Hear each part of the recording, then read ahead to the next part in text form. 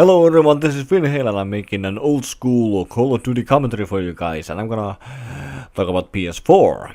And as you can see, I got the Revolution DLC because I got the Season Pass of course, and I'm using the Peacekeeper like everyone else. It's pretty badass gun, but I would hardly call it an SMG because it's more like an assault rifle if you ask me, because of the mobility, you know. The mobility isn't that great with this weapon, but it's still pretty kick-ass gun, so yeah. Not bad, not bad. And yeah, like I said, I was gonna talk about PS4 in this video because the media hypes it a lot these days, because PS4 is gonna come out later this year, around December for what I've heard, because it's been, you know, it's been 7 or 8 years since PS3 came out. But to be honest to you guys, I just can't come up with anything big PS4 could possibly offer to us customers. So that's why I'm asking you guys today. Or, you know, more like ask myself, and I would like to hear your guys' opinion on this subject. And the thing is, I've been thinking, do we really need PS4? Because with PS3, the graphics are already great. PS4, you know, it may be improved a little bit. We have already seen gameplay from PS4 from the Killzone and Infamous, and you know, the freaking rally game. I don't know. I don't remember the thing. And Watch Dogs, I think. So yeah, I guess it kinda improved with graphics a little bit, but you know, so what? PS3 still has amazing graphics, and when it comes to video games, personally I don't mind if they look, you know, kinda cartoonish. Well, I'm not talking about Borderlands cartoonish, more like Black Ops 2 and Black Ops 1 cartoonish, if you get my drift. So yeah, the graphics are great. So if you ask me, we don't really need better graphics, or I'm not sure if they're able to provide any better graphics than, you know, this, and you know what they have in their, you know, gameplay trailers. And it can bring more disk memory, that's obvious, okay. So definitely PS4 will provide more, you know, disk space than PS3 ever did. I would figure, or you know, at least the same amount. But my PS3 already stores nearly 500 gigabytes. And the thing is, I'm never gonna need so much space as it is, like 500 gigabytes. How the hell could I spend all 500 gigabytes in my PS3? There's no freaking way. And you can also use the internet with PS3. You can watch Blu-ray movies, you can play some amazing games. So yeah, I'm just thinking, what can PS4 really offer? And the only thing I can really come up with are these funny little gadgets, because I think of it kinda like the phone marketing these days, the mobile phone for marketing. Because whenever a new version of the specific phone comes out, it doesn't really differ from the old ones too much, except it has some funny little things.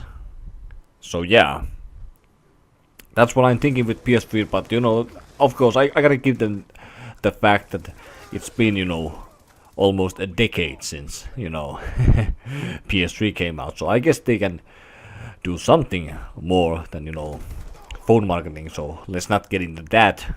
But you know, let's take a look at the details that has been confirmed already on PS4, because there's been a little bit of information, not everything, but you know, a little bit.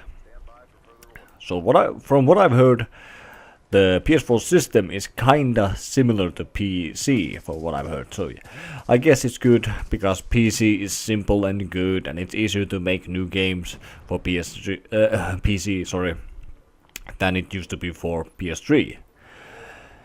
And I'm not gonna go through all the details, but basically PS4 is gonna be super fast, and it looks good, it sounds good, and it also supports HDMI, so that's good as well. So those things are good. Definitely some definitely specs and things that makes it worth buying, you know, at the end of the day. But keep in mind, PS3 still has some kick-ass graphics, and it's also fast system. So for me as a customer, buying a 400 euro console, you know, just for those things, isn't that obvious yet? Obviously, I would say from development angle, it would be kind of obvious to switch to better system because I guess it would be a lot easier to make new games. But not for me as a customer. And PS4 system, what else? It has a camera attached to it, so yeah, I guess that's kind of nice. But I can't really imagine myself needing that camera pretty much ever. So yeah, DualShock 4, the new controller. It looks nice, definitely. There's a little bit changes from DualShock 3, obviously, but probably works kind of like the old one. It has that cool touchpad in front of it, like every single thing today has a touchpad on it. But I don't know about that. I guess again it's kind of cool, but I don't know if I'm gonna really need a touchpad because I don't really like touchpads personally. The good old buttons for the win, huh? And there's this share button in the controller, so that sounds kind of cool. You have that built-in capture card. You can take screenshots, you can capture some video clips, send it to your friends, do whatever you want, and also I think you're able to live stream. I'm not sure. I heard a rumor, but yeah, that would be kind of cool as well, especially for those guys who don't own a capture card themselves. So yeah, again, kind of cool. But for me, who already has capture card HD PVR, which costs 200 euros about. Again, it doesn't sound like a thing I really need, but I can understand other people need it, so, or might want to have it. So yeah, definitely a cool thing again. And what else is in the PS4? Newly improved PlayStation Move. Never really dig those Move, things. Move system, techniques, stuff, PlayStation Move. I just wanna control with my controller, not dance around like silly man. Yeah. And then you can connect your PS4 system to PlayStation Vita. And for this feature, you're gonna need a PS Vita. So a whole new console, a hand console. So basically, you can play with your PS4, I mean, through your PS Vita. Like if you have to go away from your house, you can just grab your PS Vita and play PS4, which is in your house while you're away.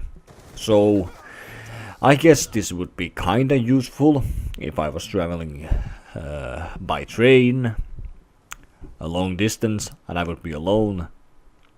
Then I guess it would be kinda cool, kinda nice to play with PS4, even though it's still in my room and I'm totally somewhere else. But again, it doesn't sound like a feature I really would need too much because I don't travel by train a lot. And I would imagine if I would travel by airplane, I wouldn't be probably allowed to use a system that would connect to my, PS4 system, because you can't really do anything nice on airplane. Yeah. And if I'm somewhere else, not playing PS3 or in this case PS4 in my house, I'm probably somewhere else. I'm either busy or I have something better to do, or I don't know if there's really anything better to do, but I want to do something else. Let's go with that. And I just don't feel the need to play with PS4, so I don't think I really need that PS Vita thing at all. And then it has this instant on-off feature. It sounds kinda handy, but again, I don't mind waiting a little bit to play a game. I guess it would save precious minutes from my life, which I would spend playing video games, but yeah.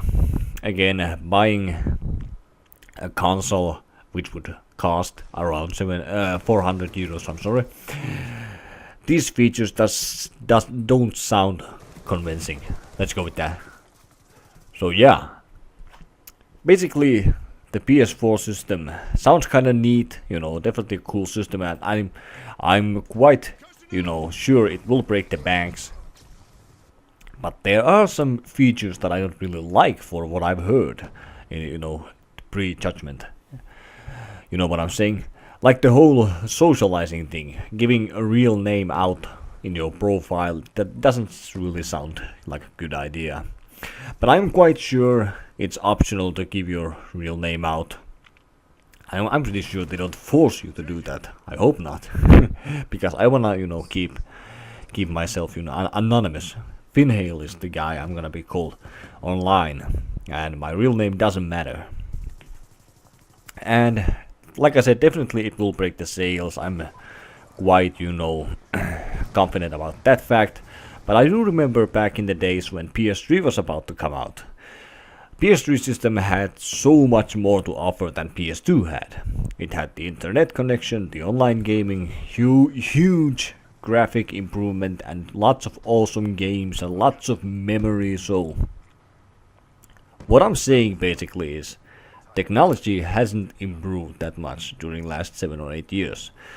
So that's why I'm just asking, do we really need PS4? Let me know what you think.